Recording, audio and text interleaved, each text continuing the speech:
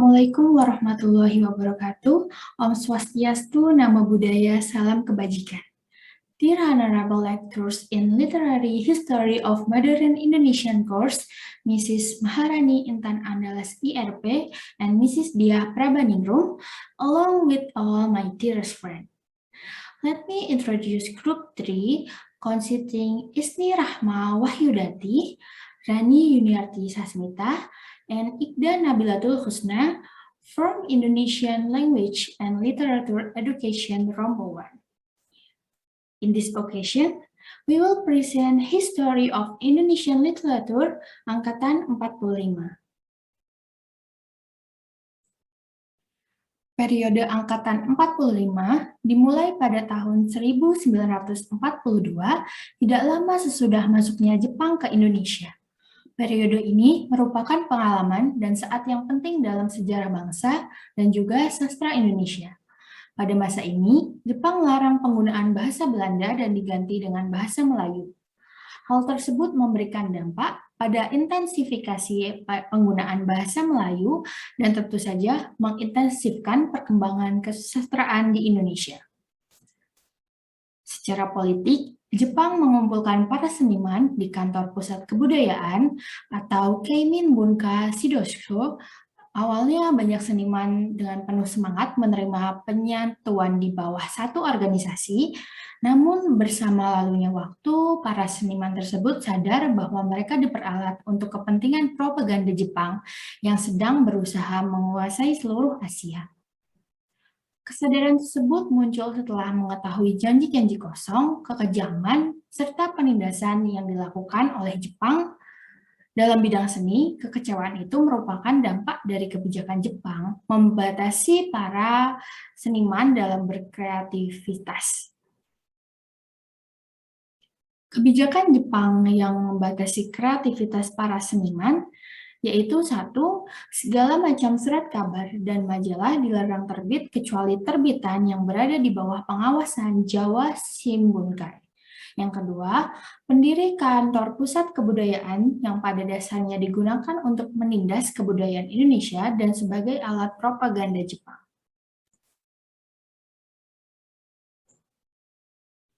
Mungkin sebagian dari Anda bertanya mengapa tidak dipakai nama Angkatan 42 atau nama-nama lain yang muncul untuk menyebut Angkatan Sastra ini. Yang pertama, alasannya karena golongan ini diberi nama kemudian, yaitu setelah proklamasi kemerdekaan. Kemudian, Rosihan Anwar memberikan nama untuk Angkatan Khairul Anwar ini dengan sebutan Angkatan 45 dan dimuat dalam majalah Siasat pada tanggal 22 Oktober 1950. Nama usulan Rosihan Anwar ini segera mendapat dukungan publik opini meskipun beberapa kritikus mengkritiknya dan memunculkan beberapa polemik. Berikutnya ada Surat Kepercayaan Gelanggang. Surat Kepercayaan Gelanggang merupakan pernyataan sikap para sastrawan Indonesia yang kemudian disebut sebagai Angkatan 45. Bagian yang menjadi penting mengenai Angkatan 45 ini adalah Manifesto Surat Kepercayaan Gelanggang yang diprakarsai oleh Asrul Sani dan Usmar Ismail. Surat ini diterbitkan di majalah Siasat pada 22 Oktober 1950.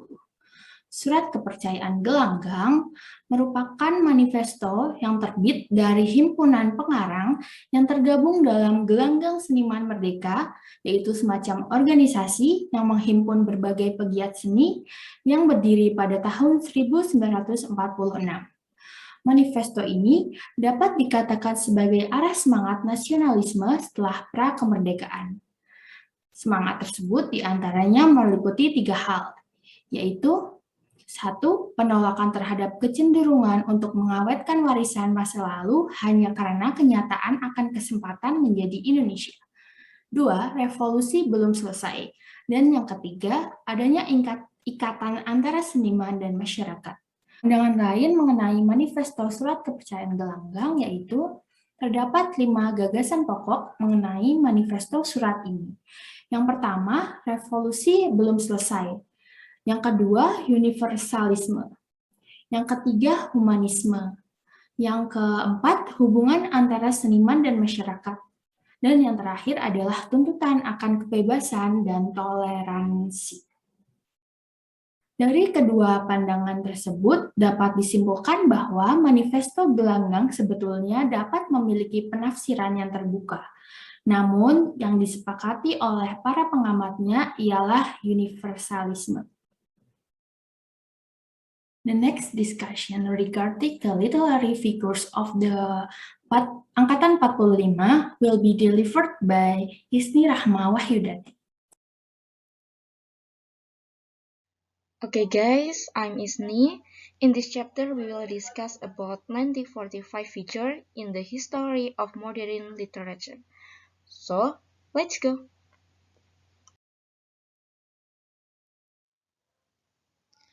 Dalam sejarah sastra modern pada angkatan 1945, kita akan menemukan suatu istilah yang disebut dengan pelopor angkatan 45. Siapa saja orang-orang itu? Yang pertama adalah Chairil Anwar, yang kedua ada Rival Apin, yang ketiga Asrul Sani, dan yang terakhir adalah Idrus atau Abdullah Idrus. Firstly, the character we will discuss is Chairil Anwar. Untuk mengenal beliau, teman-teman bisa melihat di PPT yang saya sajikan. Di sebelah kanan itu ada foto hitam putih sewaktu Chairil Anwar masih muda. Bisa terlihat nampak bagaimana warna rambutnya, bagaimana bentuk matanya, bentuk hidungnya, seperti itu.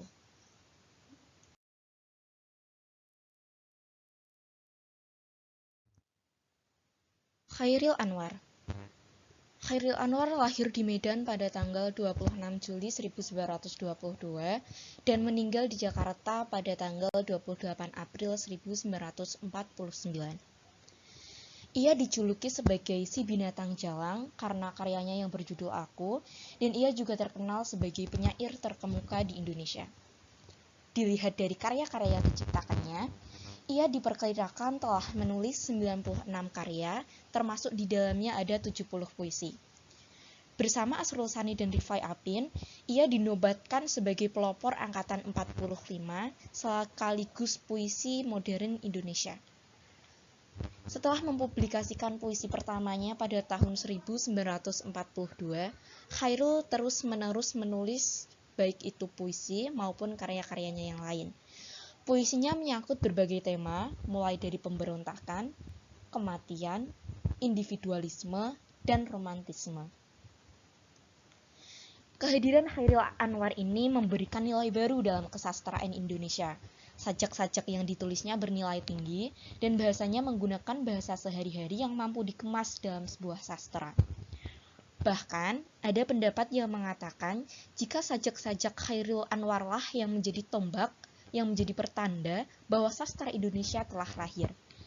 Chairil Anwar sendiri memiliki banyak pengikut, terutama dalam karya-karyanya yang berbentuk puisi. Chairil Anwar merupakan salah satu sosok yang penting dalam angkatan ini. Dalam perjalanan hidupnya, Chairil Anwar beserta kedua temannya yang saya sebutkan tadi, Rifai Apin dan Asrul Sani, telah mendirikan Gelanggang Seniman Merdeka. Mereka juga sering dianggap sebagai trio pembaharu puisi-puisi di Indonesia dan pelopor angkatan 1945.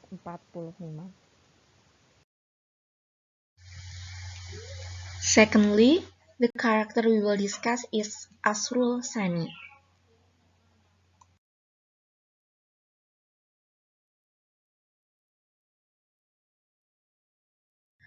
A story about Asrul Sani. Tidak hanya Chairil Anwar, di angkatan 45 kita juga akan mengenal sastrawan yang bernama Asrul Sani. Asrul Sani lahir di Rau, Pasaman, tepatnya di Sumatera Barat pada tanggal 10 Juni 1927. Ia meninggal di Jakarta pada tanggal 11 Januari 2004 pada umur 76 tahun. Ia adalah seorang penulis skenario, sastrawan, dan sutradara Indonesia. Di dalam dunia sastra, Asrul Sani dikenal sebagai salah satu pelopor angkatan 45. Karirnya sebagai sastrawan mulai menanjak ketika bersama Chairil Anwar dan Rifai Apin menerbitkan buku kumpulan puisi yang berjudul Tiga Menguak Takdir. Kumpulan puisi ini sangat banyak mendapatkan tanggapan, terutama judulnya yang mendapatkan beberapa tafsir dari para pembacanya. Setelah itu, mereka juga menggebrak dunia sastra dengan memproklamirkan surat kepercayaan gelanggang sebagai manifestasi sikap budaya mereka. Gebrakan itu benar-benar mempopulerkan mereka. Sejak itu, karya Asrul Sani mulai dikenal. Karyanya dinilai memiliki keistimewaan sendiri dalam hal melodi, serta kata-katanya yang memberikan image atau bayangan bagi para pembaca karyanya.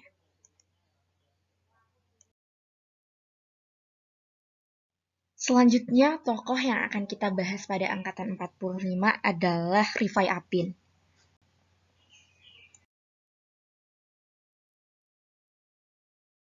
Rifai Apin lahir di Padang Panjang, Sumatera Barat pada tanggal 30 Agustus 1927 dan meninggal di Jakarta pada tahun 1995.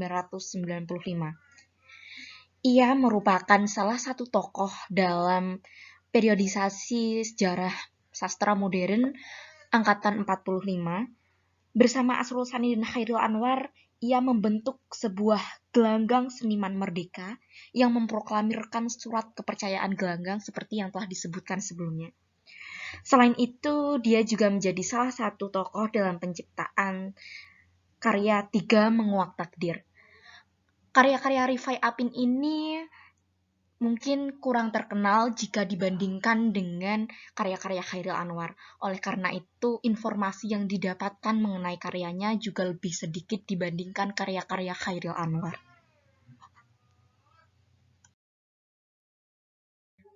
And the last character, we have Abdullah Idrus, or often called with Idrus.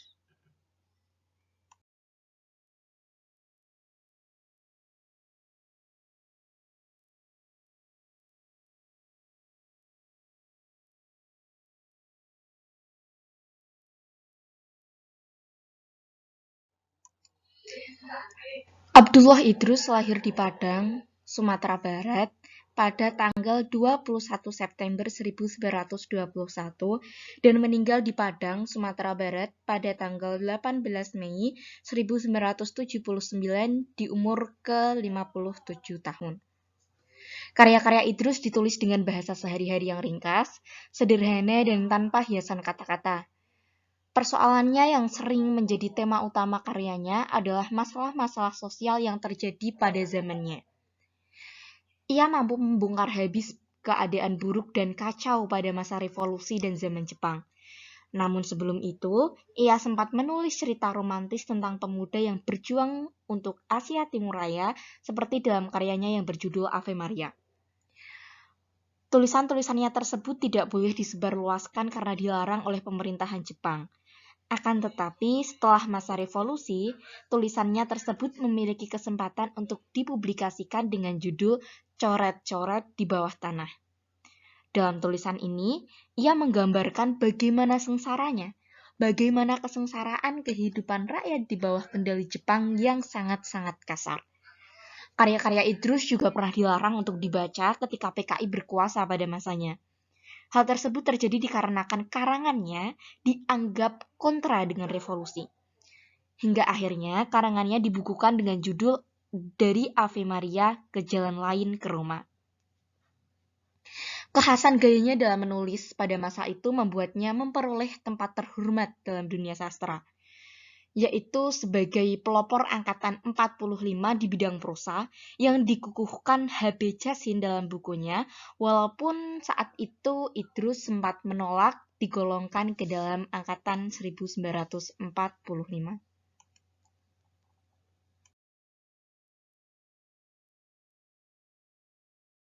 Penjelasan mengenai tokoh-tokoh sebelumnya akan membawa kita pada suatu istilah perkumpulan yang disebut dengan Gelanggang Seniman Merdeka. Gelanggang Seniman Merdeka adalah nama perkumpulan seniman yang didirikan oleh Chairil Anwar beserta kawan-kawannya, yaitu para sastrawan dan juga seniman, yang kemudian biasa disebut sebagai Angkatan 45. Sebagai landasan falsafah, mereka menyusun sebuah surat kepercayaan gelanggang yang merupakan rumusan sikap hidup para seniman gelanggang. Konsep ini disusun oleh Asrul Sani. Lahirnya gelanggang seniman merdeka memiliki motivasi ketika mendirikan perkumpulan ini, yaitu yang melatar belakangi adalah idealisme seniman angkatan 45 untuk lepas dari ikatan-ikatan maupun pengaruh-pengaruh dari angkatan-angkatan sebelumnya, dan juga dari pihak penguasa yang mereka anggap munafik dan memasung kreativitas seni. Mereka menentang Calvinisme dan menganut paham bahwa seni itu bersifat universal, tidak terkotak-kotak. Puncak kreativitas mereka adalah diproklamasikannya surat kepercayaan gelanggang. Surat ini merupakan surat pernyataan sikap dari para pengarang yang tergabung dalam Gelanggang Seniman Merdeka. Pernyataan para seniman tersebut untuk pertama kali dimuat dalam Gelanggang Majalah Siasat pada tanggal 23 Oktober 1950. Isi pernyataan itu antara lain sebagai berikut. Mereka berciri keindonesiaan yang ditandai oleh wujud pernyataan hati dan pikiran mereka. Mereka tidak akan memberi suatu ikatan untuk kebudayaan Indonesia, tetapi pemikiran suatu penghidupan kebudayaan baru yang sehat. Itulah sekilas mengenai perkumpulan yang disebut Gelanggang Seniman Merdeka, yang menjadi salah satu kekhasan keistimewaan di angkatan 1945.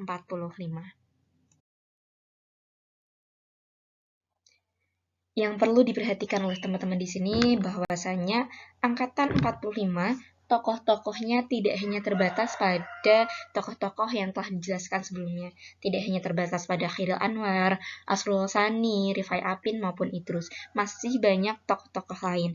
Dan juga di sini ada tokoh-tokoh perempuan, namun tidak terlalu mencolok, lebih banyak ke tokoh-tokoh laki-laki yang terkenal.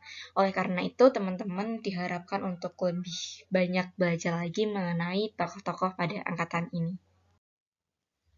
Setelah kita membahas mengenai tokoh-tokohnya, selanjutnya kita akan membahas mengenai karya-karya yang dihasilkan semasa angkatan 1945. Materi mengenai karya-karya akan dijelaskan oleh Mbak Igda. Kepada Mbak Igda dipersilahkan. Oke, Mbak Isni. Thanks for the time given to me. Selanjutnya, kita akan membahas mengenai karya-karya sastra di angkatan 45. Ada 3 pembahasan. Yang pertama, jenis karya sastra. Yang kedua, ciri-ciri struktur estetik. Dan yang ketiga, ciri-ciri ekstra estetik. Baik, langsung saja kita menuju ke pembahasan yang pertama, yaitu mengenai jenis karya sastra. Pada periode ini, berkembang jenis-jenis sastra seperti puisi, cerpen, novel, dan drama. Terlebih puisi dan cerpen yang meluas. Di sini kita ambil contoh dari kumpulan sajak milik Chairil Anwar dan juga novel milik Idrus. Kerikil Tajam dan Yang Terempas dan Yang Putus merupakan sebuah buku kumpulan sajak karya Chairil Anwar yang terdiri atas 2 bagian. Bagian pertama adalah Kerikil Tajam, dan yang kedua adalah Yang Terempas dan Yang Putus. Walaupun kedua kumpulan ini terbit dalam tahun yang sama, yaitu pada tahun 1949, Kerikil Tajam dan Yang Terempas dan Yang Putus pertama kali diterbitkan oleh Pustaka Rakyat pada tahun 1949, yang selanjutnya diterbitkan oleh PT Dian Rakyat hingga mengalami cetak ulang sampai 11 kali pada tahun 1991. Bagian pertama sajak ini, yaitu Kerikil Tajam, memuat sajak-sajak yang ditulis dalam sekitar tahun 1942 hingga 1943. Sedangkan sajak-sajak yang terkumpul dalam bagian kedua ditulis pada tahun 1948 hingga 1949. Di bagian Kerikil Tajam, banyak berisi ungkapan perasaan tentang cinta dan kehidupan yang tragis. Pada Yang Terempas dan Yang Putus, sajak-sajak Chairil banyak berisi mengenai kepahlawanan dan ajal. Salah satu sajak dalam kumpulan ini yang banyak dibicarakan orang adalah sajak yang berjudul Semangat, yang sebelumnya berjudul Aku. Judul asli sajak ini diubah menjadi Semangat oleh Pusat Kebudayaan untuk menyesuaikan sajak ini dengan semangat zaman dan agar lolos sensor. Sajak ini pertama kali diperkenalkan oleh Chairil Anwar dalam pertemuan Angkatan Muda di Pusat Kebudayaan pada bulan Juli tahun 1943. Sajak berikutnya yang juga banyak dibicarakan orang adalah sajak berjudul Kerawang Bekasi yang bertema kepahlawanan. Selanjutnya yaitu novel dari Ave Maria ke Jalan Lain ke Roma yang berisikan 11 cerita pendek dan sebuah naskah drama. Cerita-cerita tersebut juga dibagi ke dalam 3 bagian berdasarkan corak kepenulisan serta waktu kejadian di dalam ceritanya, yaitu zaman Jepang, coret-coret di bawah tanah, dan sesudah 17 Agustus 1945. Pada bagian zaman Jepang yang terdiri atas 1 cerpen dan 1 drama ini, Idrus lebih menunjukkan sisi percintaan yang dibalut situasi pergerakan pemuda pada zamannya. Kita akan merasakan romantisme dalam kapsul waktu yang membawa kita ke 78 tahun yang lalu di saat saudara jauh bangsa ini mulai berdatangan. Salah satunya cerpen Ave Maria, berisikan tentang kebesaran hati Zulbahri yang ikut pergerakan tanah air dan merelakan pujian hatinya mencintai pria lain. Pada bagian kedua yang berisi 7 cerita pendek, Idrus meninggalkan sisi romantisnya dan pergi menjelajahi kelamnya kehidupan sehari-hari di masa pendudukan Jepang. Imajinasi di kepala akan terpenuhi oleh bayang-bayang lingkungan kumuh, pribumi yang kekurangan gizi, tindakan represif aparat, korupsi pejabat, dan hal pahit lainnya. Tulisan ini sangat cocok sebagai titik tolak pembelajaran masa kini, di mana pemuda diharapkan lebih menghargai jasa pendahulunya di masa lalu. Selanjutnya, proklamasi memang membawa angin segar bagi penduduk Indonesia. Namun, luka tak bisa sembuh dalam sekejap. Di bagian ketiga buku ini, Idrus berkisah tentang keadaan Indonesia setelah merdeka. Kisah epik tentang kepahlawanan rakyat Surabaya terdapat di bagian ini. Membaca bagian ini, kita akan merasa sedang berada di medan perang. Selanjutnya, karakteristik sastra Angkatan 45. Secara umum, karakteristik sastra Angkatan 45, baik puisi maupun prosa, bergaya ekspresionisme individualisme, yaitu isi perasaan, pikiran, serta sikap pribadi penulis atau pengarangnya. Yang kedua, beraliran realisme, yaitu menunjukkan suatu yang biasa dilihat atau ditemukan dalam kehidupan sehari-hari. Selanjutnya adalah bagian kedua. Mohon maaf, ini sepertinya saya salah menulis menjadi bagian ketiga. Yang benar adalah bagian kedua, yaitu ciri-ciri struktur estetik. Ciri-ciri struktur estetik pada puisi yang pertama, bebas, artinya tidak terikat pembagian bait, jumlah baris, dan persajakan. Yang kedua, gayanya ekspresionisme. Yang ketiga, alirannya realisme. Yang keempat, menggunakan kosakata sehari-hari. Yang kelima, bahasa kiasan yang dominan metafora dan simbolik. Kata-kata, frasa, dan kalimat-kalimat ambigu menyebabkan arti ganda dan banyak tafsir. Yang keenam, gaya sajaknya prismatis dengan kata-kata yang ambigu dan simbolik, hubungan baris-baris dan kalimat-kalimatnya implisit. Yang ketujuh, gaya pernyataan pikiran berkembang. Yang kedelapan, gaya ironi dan sinisme menonjol. Selanjutnya, ciri-ciri struktur estetik dari prosa. Yang pertama yaitu banyak alur sorot balik, meskipun ada juga alur lurus. Yang kedua, digresi dihindari, alurnya padat. Yang ketiga, penokohan lebih menonjolkan analisis kejiwaan dengan cara dramatik. Yang keempat, gaya ironi dan sinisme makin banyak digunakan. Yang kelima, bergaya realisme dan naturalisme.